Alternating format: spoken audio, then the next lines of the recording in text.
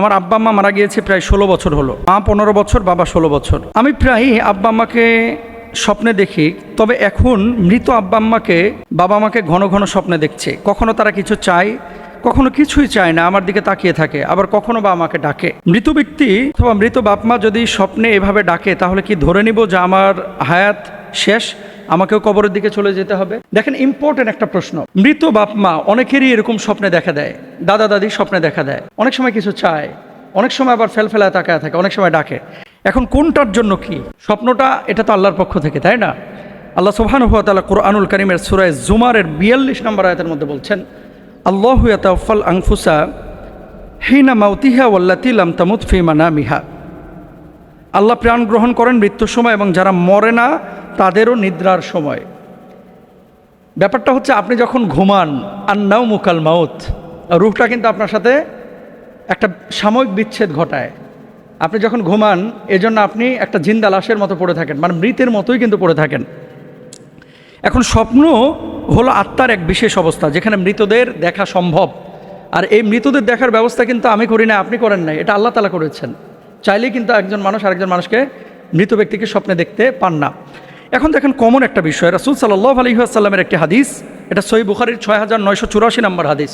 নবীজি সাল্লাল্লাহু আলাইহি ওয়াসাল্লাম বলছেন, আর রুইয়া সলিহাতু মিনাল্লাহ ওয়াল হুলমু মিনাশ শাইতান, যে ভালো স্বপ্ন এটা হচ্ছে আল্লাহর পক্ষ থেকে, আর খারাপ স্বপ্ন এটা হচ্ছে শয়তানের পক্ষ থেকে।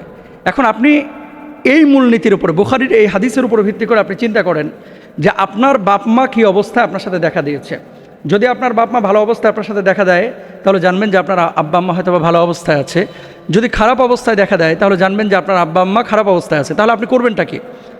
আও ওয়ালাদিন সালিহান ইয়াদউ লাহু, বাপ মার জন্য দোয়া করেন, রব্বিরহামহুমা কামা রব্বায়ানি সগীরা, বলে, আল্লাহ আপনি আমার বাপ মাকে ক্ষমা করে দেন, সেভাবে লালন পালন করেন যেভাবে ছোটোবেলায় আমাকে লালন পালন করেছেন। এটা হচ্ছে আপনার করণীয়। খারাপ স্বপ্ন যদি দেখেন, আর ভালো স্বপ্ন যদি দেখেন, ধারণা করতে পারেন যে আপনার বাবা বা মা ভালো অবস্থায় আছে, কিন্তু এটা গ্যারেন্টেড না।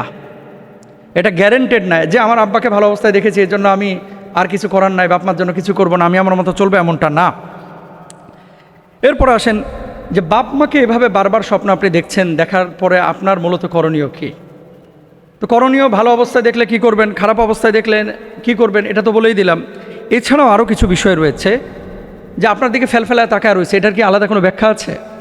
এটার আলাদা কোনো ব্যাখ্যা যেহেতু রাসূল সাল্লাল্লাহু আলাইহি ওয়াসাল্লাম থেকে আমরা পাই না, বলতে পারবো না।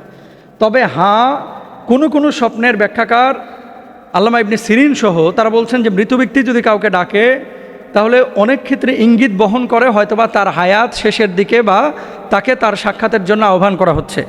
এর মানে এটা না যে আপনি 100% ধরে নেবেন যে আপনাকে মৃত ব্যক্তি ডেকেছে, মানে 10 দিনের মধ্যে আপনি মারা যাবেন, ব্যাপারটা এরকম না কিন্তু। এখন আপনি করবেনটা কি? দেখেন, মৃত্যু এটা হচ্ছে মুমিনের জন্য তওফা, এটা হাদিয়া। মৃত্যু আসা, মৃত্যু বরণ করা, এটা মুমিনের জন্য ভয়ের কোনো কারণ না, এটা ভালো জিনিস। কারণ মুমিন মরার সঙ্গে সঙ্গে ইয়া আইয়াতুহান নাফসুল মুতমাইন্না ইরজিআ ইলা রাব্বিকা রাদিয়াতাম মারদিয়া, আপনার রবের সাক্ষাতে তো আপনি যাচ্ছেন, তাই না? তো মৃত্যু কিন্তু খারাপ না, সুবহানাল্লাহ।